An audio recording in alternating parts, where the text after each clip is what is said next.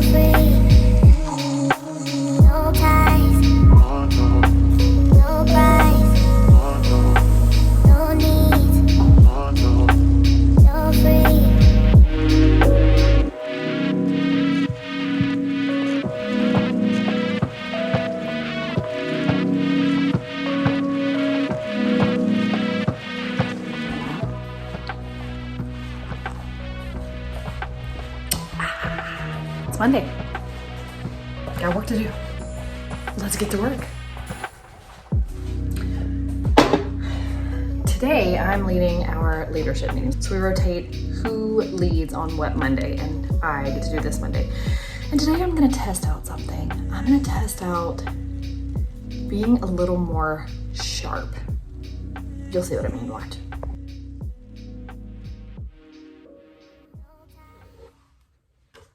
There were multiple moments where we were trying to come up with outcomes, trying to come up with goals, dates, to-dos, but specifically not solutioning. So as much as the structure is necessary, and I think that that is what helps us move forward. I know for myself, I need to talk to think. We only have so much time together. So anyway, just wanted to open it up for discussion. Here's some thoughts. I did it. So I went into this meeting today really thinking about a few things. So I started with this in mind. Instead of being so hyper-focused on myself, because a lot of times when we're socially anxious, we're going to super hyper-focus on ourselves. We're going to be thinking about, like, what are they thinking about me? Am I saying things right? Am I doing things right? Am I portraying this message appropriately? And we get so self-obsessed that we just reinforce that anxiety. So a practice that I'm putting into place is to show up to the meeting, and I actually wrote it down here. Ignore the mess back here, by the way. We are getting ready to have guests. I'm gonna move this. We're getting ready to have guests in our home, and my in-laws are coming to visit, and we're getting everything prepared. So lots of pillows and stuff back there. Anyway, so what I wrote down here is that in this meeting, I am curious about our business over the past week. I'm curious about each individual contribution. I am curious about each individual. I am curious about how I can help or support the thought process or the planning or the execution. So it's not, the only thing that's about me is how can I help and assist them to really put a genuine focus on them.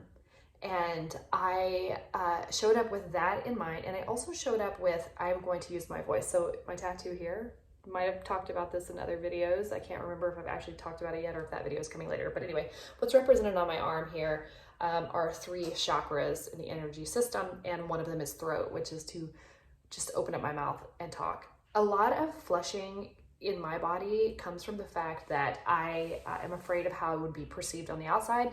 And even when I'm mentally not thinking about that, I'm afraid of that, my body knows when I'm in that environment and I'm with the group, and it is in a professional environment and there are authoritative people there, which would be my boss, who's the COO, and the CEO, who are also both part owners of the company, that my body is immediately like, abort the mission, get away, this is danger. I know these are safe people. I've worked with them for almost 2 years and I know they're safe. And so I'm on a mission now to get my nervous system to understand that we are safe. And so if the nervous system could get taught that we're not safe, I firmly believe that the nervous system can get taught that we are safe. And so I have to teach it a new story though. If I flush and shy back and hide and quiet my voice, or when those thoughts come up and I tell myself that's not really important, they don't really care to hear that. And so I'm going to tell you a few things that happened in the meeting today. I went in with the mindset that I'm going to speak. When I feel the impulse to say something, I will speak. If it's not appropriate in the moment for me to just interrupt somebody and talk, I will wait, and then I will come back and I will say the thing that I need to say as soon as there's an opening, instead of hesitating and wondering, should I talk, should I not talk, should I, doing all of that thing. The other thing I did is, like I told you, I came in with the mindset that I am here for them. I'm here to support them. This is my team. And I'm going to be super curious about this meeting, about them, about what they're saying. If I don't fully understand what they're talking about, I want to be able to extract more information. And I just feel like that is already putting me in the mindset that this is not about me. This is not about my self-obsession. This is not about what they think about me. This is us all collectively coming together to work and solve and think and move through things together. And if I'm in the meeting only thinking about myself, and this person's thinking about themselves, this person's thinking about themselves, what are we actually accomplishing at the end of the day? We're not bringing our truest selves, and it's the thing that I talk about all the time. And so I have learned and seen that I need to do a better job, a more strategic job with planning how I'm going to show up to those meetings. And so that's what I did. There were moments where I would have a thought or an idea, and instead of retreating or pushing that thing down, I've become aware how often I've done that in my life to not be ridiculed, because the only reason why I ever stopped doing that is because somewhere along the way in my professional career, somebody, most likely in an authoritative position, or somebody in the room said something that embarrassed me or made me feel small. And I learned over time in my body and how those sensations made me feel, just don't speak up. And so a lot of times when there's like thoughts going on and there's planning going on, and we're doing this like exercise where we want different thoughts, I don't have thoughts. It's not even that I'm holding back from talking. I literally don't know. And so I'm just starting over the past year to awaken that voice again and awaken that feeling of like, I feel like I need to say this. I don't quite have words for this. And I'm learning to retrust myself and get that thing out quicker. So there was a couple of times in the meeting where an idea would come up, or they were asking for an idea, and I would give my suggestion. It's not about whether it's a good idea or not. That it doesn't matter if my idea is not accepted or my idea is not good. It's not a reflection of me. It's just a creative outlet where I'm expressing an idea. So if I teach my body that didn't land well, or the face that he made didn't look like he accepted that, it doesn't matter. It's not about me. We're just contributing to this bigger picture and this idea, which goes back to how I showed up to the meeting. If somebody's asking for ideas, I'm already in the meeting, so I'm already trusted as a resource in the meeting. I don't need to prove myself further in that space. And another thing that happened is there was a moment where somebody said something, and it was like a funny little like joke moment for me. And normally I would like refrain and be like, no, that's stupid, I'm not gonna say that. But it was funny, and I just shot it out, and it did not land. It did not land. I thought it was funny. Nobody else really thought it was funny. Somebody, I think, gave me like a pity giggle, but it actually like caught somebody off guard who was sharing an idea. And so even realizing like that I didn't love that feeling, and it might have been a little inappropriate. I don't think it was inappropriate, honestly, now that I said it. It wasn't inappropriate. It's just that he was actually like presenting an idea, and it was a good idea, and then I made a joke, which our team does that all the time. So why can't I do that as well? So I got the feeling immediately like, oh, that did not land. I don't know if he actually heard me and maybe thought I was laughing at something that he said, but I did see a couple people kind of like chuckle, which I think, again, they were pity laughs. They were just laughing to pity me.